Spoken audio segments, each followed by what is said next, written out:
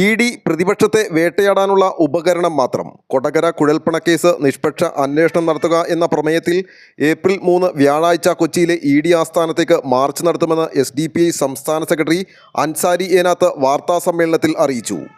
രാജ്യത്തെ ഓരോ കേസുകളും നമ്മൾ പരിശോധിക്കുമ്പോൾ മാറുന്ന സാഹചര്യം, ഇതുമായി ബന്ധപ്പെട്ടാണ് വാർത്താസമ്മേളനം നടത്തുന്നത്. നമുക്കറിയാം, ഇ.ഡി. എന്ന് പറയുന്ന ഒരു അന്വേഷണ ഏജൻസി, ആ അന്വേഷണ ഏജൻസിയുടെ മുന്നിൽ എല്ലാ തെളിവുകളും കിട്ടി അവരുടെ കൈവെള്ളയിൽ വന്ന ഏക ഒരു കേസാണ് കൊടകര കുഴൽപ്പണ കേസ്. എല്ലാ തെളിവുകളുമുണ്ട്, സാക്ഷികളുണ്ട്. അത് ഇലക്ഷന് ഉപയോഗിക്കാൻ വേണ്ടി വന്നതാണ് എന്ന് വളരെ കൃത്യമായി അറിയുകയും ചെയ്യാം. കേരള പോലീസിൻ്റെ റിപ്പോർട്ടുണ്ട്.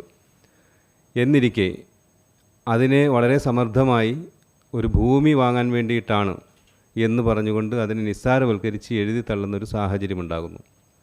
അപ്പോൾ ആ ഭൂമി വെള്ളാപ്പള്ളി നടേശൻ്റേതാണ്. സ്വാഭാവികമായും അങ്ങനെ ഒരു ഭൂമി വിൽക്കുകയോ വാങ്ങുകയോ ചെയ്യാൻ ആരെയും ഏർപ്പാടാക്കിയിട്ടില്ല എന്ന് വെള്ളാപ്പള്ളി നടേശൻ്റെ മകൻ തന്നെ, തുഷാർ വെള്ളാപ്പള്ളി നടേശൻ, പറയുന്ന ഒരു സാഹചര്യമുണ്ടായി. അപ്പോൾ സ്വാഭാവികമായും എല്ലാ തെളിവുകളും കയ്യിലുള്ള ഒരു വിഷയത്തിൽ ഇ.ഡിയുടെ നിലപാട് എന്തുകൊണ്ടാണ് ഇങ്ങനെ എന്നുള്ളതാണ്. സ്വാഭാവികമായും ബി ജെ പി നിയന്ത്രിക്കുന്ന ഒരു അന്വേഷണ ഏജൻസിയാണ്.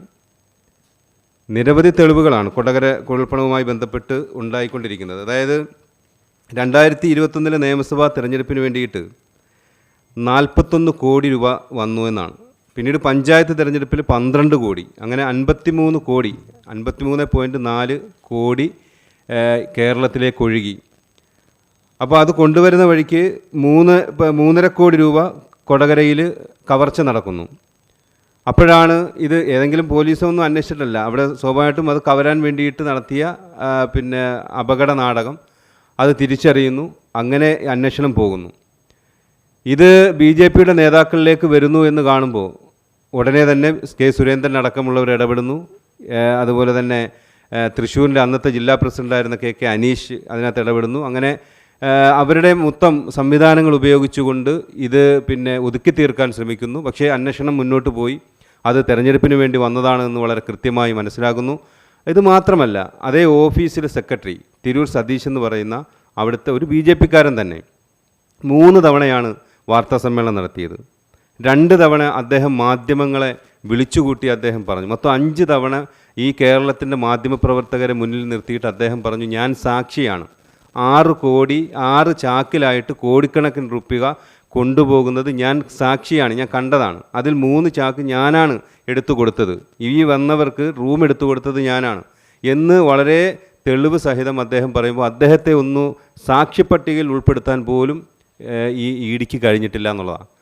രാവിലെ 10-ന് സംസ്ഥാന general secretary PR Siyad march ഉദ്ഘാടനം ചെയ്യും.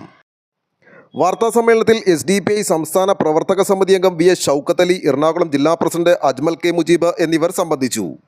ആലുവ ലൈവ് ന്യൂസിന് വേണ്ടി സിദ്ദീഖ് കാരക്കാടിനൊപ്പം സനൂപ് കളമശ്ശേരി.